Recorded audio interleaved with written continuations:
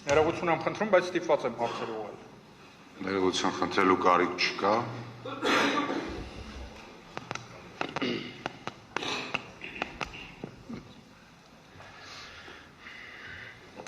Կարող եմ։ Սիրով։ Ձեր դիմումով պահանջում եք անվավեր ճանաչել ընտրությունների արդյունքները, պնդելով, որ ընտրական գործընթացը խաթարվել է վարչական ռեսուրսի, իրավապահ համակարգի, գործողությունների, մեդիայի, քաղաքական ճնշումների հետևանքով։ Միաժամանակ պաշտոնական հաղորդագրություններում ձեր քաղաքական ուժի ներկայացուցիչների, տարածքային պատասխանատուների, գրասենյակների եւ համակիրների հետ կապվող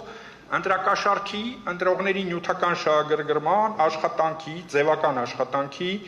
բնակարանի, հողամասի, պաշտոնի, պարտքի զիջման կամ այլ օգուտի խախտման վերաբերյալ տվյալներ են հրապարակվել։ Խնդրում եմ հստակ պատասխանել։ Դուք Սահմանադրական դատարանից պահանջում եք ընտրությունների ամբողջական սահմանադրական գնահատում, թե միայն այն խախտումների գնահատում, որոնք շահեկան են հենց ձեր դիմումի համար։ Շնորհակալ եմ հարցի համար, նախ ցանկանում եմ արձանագրել, որ ուժեղ Հայաստան կուսակցությունների դաշինքը ձեր կողմից թվարկած եւ որևէ մի հանգամանքի հետ առնչություն չունի։ Մենք գտնվում ենք բարձր դատարանում եւ պետք է իրավական, փաստահեն դատողությունների շրջանակներում գտնվենք։ Իսկ նման իրավական, փաստահեն, ոչ թե պարզապես մեղադրանքի կողմի վարկած, հակակոռուպցիոն կոմիտեի ձայնագրություն եւ այլ, դրանք բոլորը առաջարկում եմ դնենք մի կողմ։ Մեր դիմումում վկայակոչած հանգամանքները, լինի դա ատելության խոսքը, լինի դա վարչական ռեսուրսի չարաշահումը, բոլորը փաստահեն են եւ օրինակ բխում են վարչական դատարանի կողմից կայացրած վճիռներից։ Այսինքն մեր կողմից ոչ թե պարզապես մի տվյալ է հանրայնացվել, որը անմեղության կանխավարկածը չի հաղթահարել, որը իրավական որևէ գործընթացով պատշաճ չի անցել, որի վերաբերյալ իդեպ ես հույս ունեի, որ նաև հակակոռուպցիոն կոմիտեի մեր գործընկերը կընդգծեր, որ այն ձայնագրությունները, որոնք հանրայնացվել են, որոնք լսել եք նաև դուք եւ մի շարք մեր այլ հայրենակիցներ, մոնտաժված են եղել։ Մոնտաժված, այսինքն օրինակ, ես ներողություն եմ խնդրում բարձր դատարանից, բայց քանի որ այդ հարցը հնչեց, բոլոր դեպքերում պատկերացրեք։ Բայց այդ հարցը հնչեց, պարոն Վարդան։ Հարցը հնչեց հենց այդ ենթադրյալ ընտրակաշառքի հետ կապված հարցերի։ Եկեք դատարանին էլ է ամեն ինչ պարզ հասկանալի, ձեր պատասխաններն են պարզ, հնարավորություն տանք, որպեսզի ներկայացուցիչ իր հաջորդ հարցը տա, ձեր հաջորդ հարցը տա։ Ձեր հարցից ձեր ոչ Դրա համար հիմա բարձր դատարան պատասխան, որպեսզի հստակեցվի։ Հստակեցրեք։ Այո։ Ես ուզում եմ հասկանալ։ Դուք պատրաստ եք, որպեսզի սահմանադրական դատարանը քննարկման առարկա դարձնի նաև ձեր քաղաքական ուժի հետ կապվող ընտրակաշառքի հայտնի դեպքերը։ Հաշվի առեք, հարգելի գործընկերներ, բարձր դատարան։ Սահմանադրական արդարադատության տեսանկյունից պետք է գնահատվի մի բան, որը ոչ թե պարզապես գոյություն ունի, այլ այն աստիճան հստակ գոյություն ունի, որ դա լինի անվիճելի։ Օրինակ, անվիճելի է, չէ, որ ատելության խոսք է տարածվել, բայց վիճելի է մեղմ ասած, որ որևէ մի դրվագ անգամ ընտրակաշառքի կարող է վերագրվել ուժեղ Հայաստան կուսակցությունների դաշինքին։ Իդեպ, դուք վստահ եմ լսեցիք, չէ, վիճակագրությունը։ Խոսքը գնում է ամբողջ Հայաստանի Հանրապետությունում 268 մեղադրյալի մասին, որի անմեղության կանխավարկածը չի հաղթահարվել, գործերի կեսն է դեռ նոր ուղարկվել դատարան, իդեպ Օրինակ հակակոռուպցիոն կոմիտեի նույն այդ հայտնի հրապարակումներից մեկը վերաբերում էր մեր գործընկերներից Գոհար Ղումաշյանին։ Ըստ այդ ձայնագրության երկու մեղադրանք կար, երկու դրվագ։ Գիտեք ինչն է հիմա։ Հիմա օրինակ այդ երկու դրվագներից մեկը գոյություն չունի, բայց հակակոռուպցիոն կոմիտեի ձայնագրություն նրա մասին, որ այլևս այդ մեղադրանքը գոյություն չունի, որ սխալվել էինք, որ ներողություն ենք խնդրում, որ հետագայում սահմանադրական դատարանում ուժեղ Հայաստան կուսակցությունների դաշինքի ներկայացուցիչին նման հարց չտան, չկա այդ ձայնագրությունը, հասկանում եք, կամ այդ հրապարակումը։ Հարց էի ուզում, մի բառանի պատասխան էի սպասում։ Այո կամ ոչ, պատրաստ եք, թե պատրաստ չեք։ Պատասխանեմ բարձր դատարան։ Մենք սահմանադրական դատարանից ակնկալում ենք, որ ընտրության Մենք սահմանադրական դատարանից ակնկալում ենք, որ ընտրության արդյունքները ճանաչվեն անվավեր կամ նշված ընտրությունների արդյունքների վերաբերյալ որոշման շրջանակներում նշանակվի ընտրությունների երկրորդ փուլ կամ նշանակվի մանդատների պաշտման նոր կարգ, բայց եթե հարցնում եք մեր առաջնահերթությունների տեսանկյունից, հենց այդ տեսանկյունից էլ հերթականությունը ընդգծեցի։ Թող անվավեր ճանաչվեն այս ընտրության արդյունքները, թող լինեն նոր ընտրություններ։ Բավարար էր պատասխանը։ Ոչ, չեք պատասխանում դուք։ Ընդհանրապես պետք է ասեք երկու բառ, երկուսից մեկը։ Հարգելի ներկայացուցիչ։ Պատրաստ եք թե պատրաստ չեք, որպեսզի Հարգելի քննարկվի։ ներկայացուցիչ։ Ներողություն եմ խնդրում, բարձր դատա։ Եկեք ես ես առաջարկեմ դուք որոշեք, բայց ես կառաջարկեմ հաջորդ հարցին անցնել։ Շատ լավ։ Որովհետև հավատացեք, անկախ պարոն Վարդևանյանի պատասխանից ծանրական դատարանի հոգսը դրանից ոչ թեթևանալու է, ոչ էլ ավելանալու է։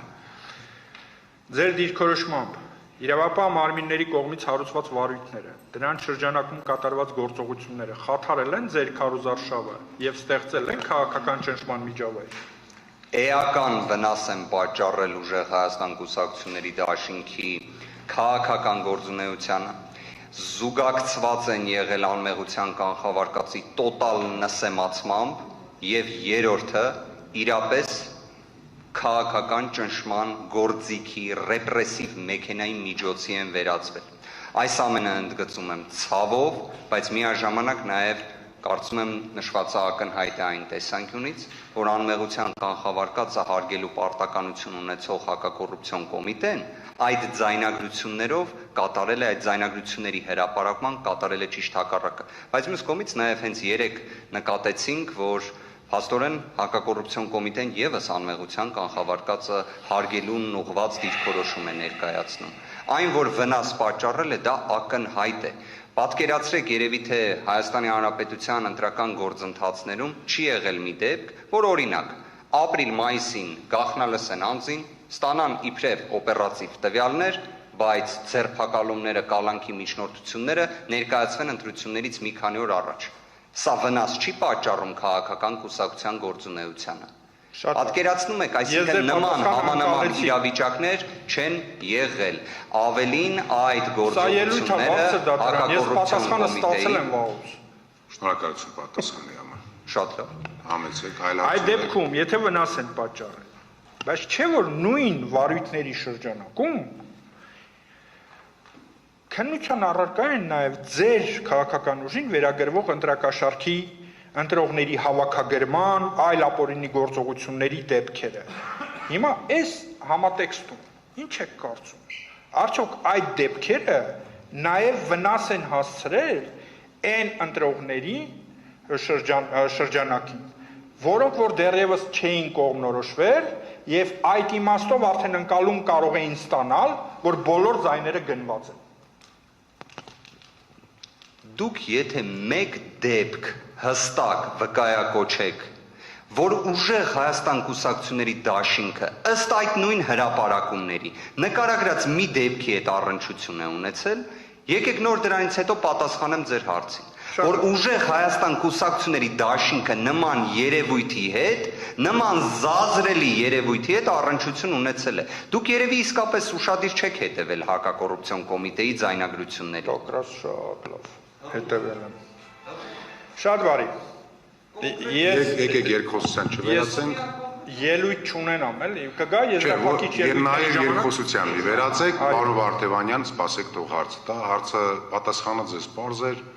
խնդրեմ ձեր հաջորդ հարցը։ Զուտ որպես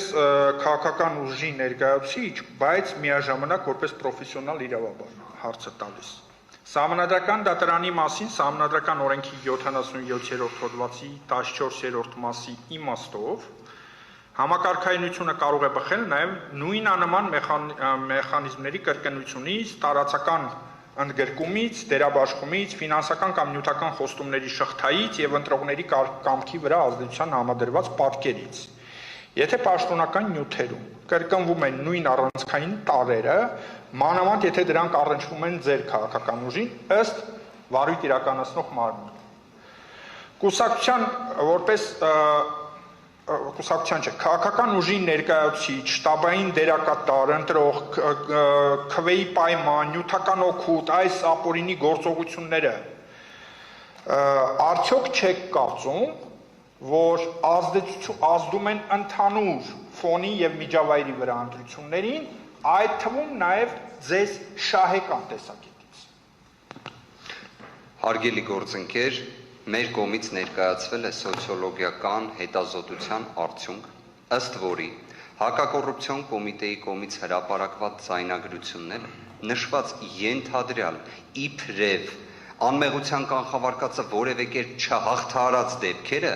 բացասական ազդեցություն են ունեցել հանրության ներկայացուցիչների կողմից մեր ուժի նկատմամբ, այսինքն մարդիկ, որոնք պատկերացրել են, որ կարող են իրենց քվեն տալ ուժեղ Հայաստան կուսակցությունների դաշինքին, այդ ձայնագրությունները լսելուց հետո ձեռնպահ են մնացել դրանից, առանց իմանալու, որովհետև իրավագիտակցության մակարդակը ցավոք այդ աստիճան բարձր չէ, որ դրանք պարզապես վարույթ իրականացնող մարմնի վարկածներն են, թեկուզ մեղադրանքները, թեկուզ իրենց դիտարկածները, իսկ ձայնագրությունները բոլորը, իդեպ դուք շատ նաև մեջբերում էիք կատարում հակակոռուպցիոն կոմիտեի նախագահի միջնորդությունից հասցեագրված արդարադատության նախարարին, բայց նաև կարող եք հղում անել հենց վերջինիս կողմից տրված հարցազրույցին, որտեղ հստակ արձանագրվում է, որ այդ ձայնագրությունները, որոնք հանրայնացվում են, մոնտաժված են։